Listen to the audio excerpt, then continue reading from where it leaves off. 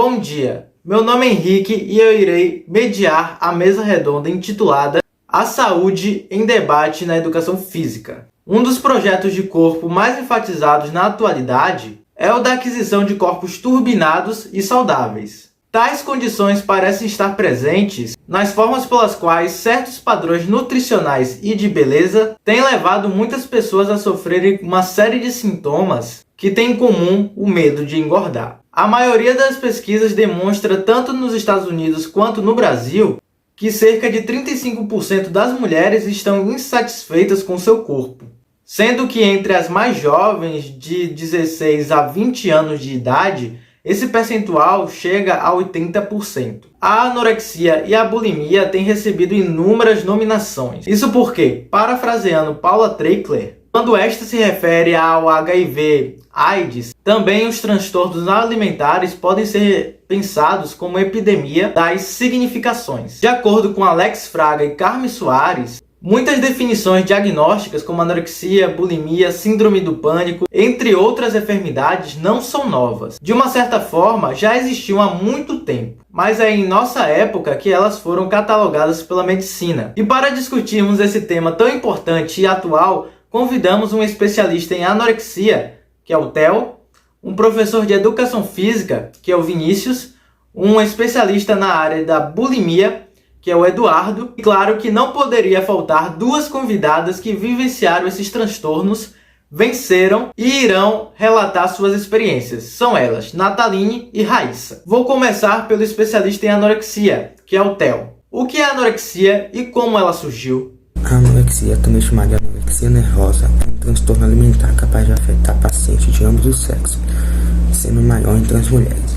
Essa síndrome foi identificada como uma entidade clínica em 1868 por Glu e Lassig, apesar de ter sido descrita em 1694 por Richard Morton, que relatava um emagrecimento auto-induzido em decorrência de um medo mórbido de ganhar peso.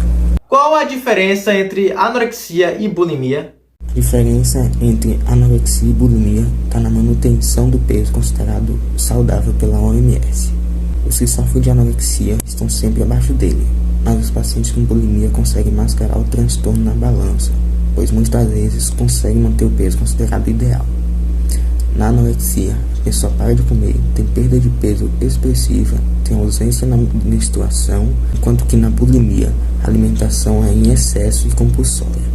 A pessoa possui perda de peso normal, a menstruação é irregular, a pessoa sente culpa pelo seu comportamento e apresenta emoções excessivas. Qual o tratamento para anorexia? Quais conselhos você daria para as pessoas que se importam com as opiniões dos outros e se sacrificam pelo corpo perfeito?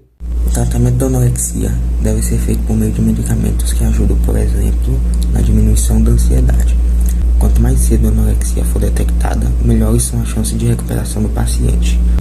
As pessoas estão cada vez mais apostando que a felicidade está no físico e no culto ao corpo.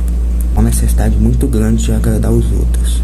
Meus conselhos: se alimente corretamente, faça atividade física, tenha seu lazer, seja você mesmo e lembre-se, saúde em primeiro lugar.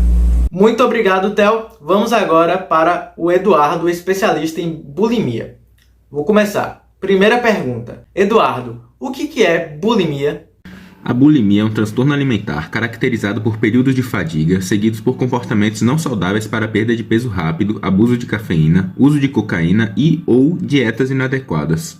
Outros métodos para perder o peso podem envolver o uso de diuréticos, estimulantes, jejum de água ou exercício físico excessivo. Viver num ambiente familiar no qual os pais promovem uma dieta que se preocupam demais com o peso pode sim desenvolver bulimia. Quando que a bulimia surgiu? O termo bulimia remonta à antiga Grécia. A palavra derivaria do termo grego bous, boi, e limos, fome. Aristófanes usava o termo como sinônimo de fome voraz. O comportamento de induzir o vômito pode ser encontrado desde a antiguidade e observado como uma prática valorizada por muitos anos. Os egípcios antigos, por exemplo, vomitavam e usavam purgativos por 3 dias consecutivos a cada mês, em razão da crença de que todas as doenças eram provenientes da comida. O vomitório, criado pelos romanos, era um local destinado ao vômito após grande ingestão de alimentos durante os banquetes.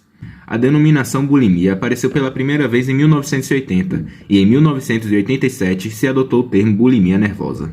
A preocupação com a nossa imagem corporal e o medo de engordar é cada vez mais comum em nossa sociedade. Isso pode ser um gatilho para comportamentos completamente nocivos à saúde? Sim, as dietas restritivas são um bom exemplo. Algumas pessoas chegam a pensar que tem algum tipo de bulimia, tamanha angústia relacionada à insatisfação corporal. Isso acontece porque estamos correndo atrás de um padrão estético focado na magreza e, ao mesmo tempo, nos esquecendo de priorizar a nossa saúde. Ficar pulando de dieta em dieta, excluir grupos alimentares inteiros sem nenhuma recomendação de um profissional de saúde ou ainda se submeter a longos jejuns não são métodos eficazes. O problema é que a insatisfação corporal mexe bastante com o estado emocional de muitas pessoas. Não é à toa que a curiosidade sobre os tipos de bulimia também vem crescendo. Esse comportamento de comer em excesso e depois buscar compensação não é algo saudável. Muito obrigado, Eduardo. Vamos agora para a Raíssa, que já teve bulimia.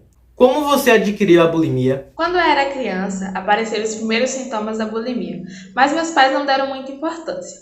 Porém, durante as férias da escola, a gente fica em casa, come bastante, vê televisão e não tem aquela rotina. Uma semana antes das aulas voltarem, eu me encontrei com uma amiga, e ela comentou que eu havia engordado. Eu fiquei arrasada, e ali a bulimia aumentou. Fiquei muito doente, tive que ser internada, mas com a ajuda dos meus amigos e familiares consegui me tratar, e hoje sou uma adolescente normal. Com a descoberta da bulimia, como ficou a sua vida? Foi uma fase muito difícil. Eu me senti inferior aos outros por estar acima do peso e por conta disso acabei entrando em estado de depressão. Quando comia eu me sentia pesada e por conta disso eu preferia coisas líquidas ou ficar com o estômago vazio, fazia com que eu me sentisse mais leve. Quando comia, eu tomava laxantes ou induzia o vômito. Minha vida mudou bastante. Por que você acha que tantas pessoas morrem vítimas de anorexia e bulimia? Por serem doenças da mente, muitas pessoas não compreendem a sua gravidade e muitas das vezes acreditam ser rebeldia ou vaidade. Destaco também que muitos pacientes não aceitam estar doente, o que atrasa o tratamento, e muitas das vezes a doença já está avançada demais para uma simples recuperação, gerando danos irreversíveis ao corpo e podem não levar à morte. Muito obrigado, Raíssa, e agora nós vamos para a Nataline, que já teve anorexia. Como você se tornou anoréxica? Bem, eu comecei a me automedicar, eu tomava laxantes, tomava diuréticos, na intenção de que aquilo tirasse tudo de ruim que estava no meu corpo e eu acabei até desmaiando por isso. Eu, na escola, caí de repente, me levaram para o hospital, eu fiquei internada. Mas em meu tratamento eu comecei a trabalhar como modelo fotográfica e foi assim que eu descobri que eu não precisava ser tão magra para ser bonita. Hoje eu sou muito responsável com a minha alimentação, procuro comer bem, de forma saudável e pratico atividades físicas também. E, sobretudo, a anorexia me ensinou que tem pessoas que me amam, pessoas que precisam de mim e, sem dúvida, que eu não preciso me encaixar em padrões. A anorexia influenciou de alguma forma o seu convívio social? Com certeza a anorexia influenciou muito no meu convívio social. Eu evitava situações que eu precisava me alimentar na frente de outras pessoas porque eu não gostava. Eu também costumava abrir mão de estar em contato com os amigos, com os familiares, e eu me descontrolava muito fácil, eu tinha dificuldade, de interagir com as pessoas. Na sua opinião, o que influencia uma pessoa a se tornar anoréxica? A anorexia, ela ocorre mais entre as mulheres e a influência vem muito do desejo de transformar o corpo nos padrões que a sociedade impõe, sabe?